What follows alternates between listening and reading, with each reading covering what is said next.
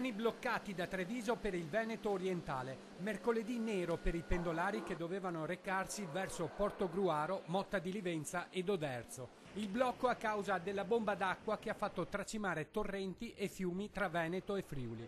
I pannelli luminosi avvisano i viaggiatori che a loro disposizione hanno bus e mezzi sostitutivi. Un'emergenza continua. La protezione civile è in allerta anche nella Marca e lo sarà per tutta la settimana. 4.000 uomini pronti a scattare in caso di chiamata. Migliaia di sacchi di sabbia nei depositi pronti ad essere consegnati ai cittadini. L'area del Grappa, una delle più colpite dalla pioggia. In 6 ore quasi 40 millilitri di pioggia.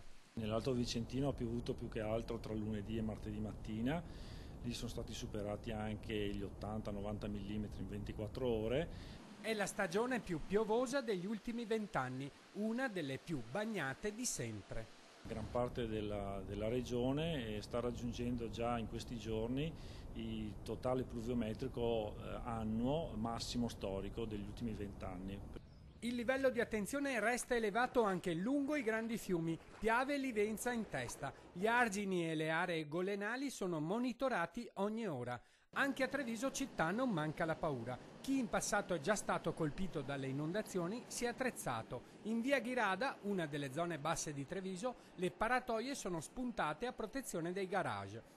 E sorvegliata speciale rimane anche la zona della Pedemontana, interessata da frane e smottamenti che potrebbero ripetersi prima del fine settimana. Nelle prossime ore saranno ancora probabili diversi rovesci e temporali, a tratti anche intensi, che colpiranno più che altro la zona tra Prealpi e Pianura e continueranno fino alle prime ore di domani mattina.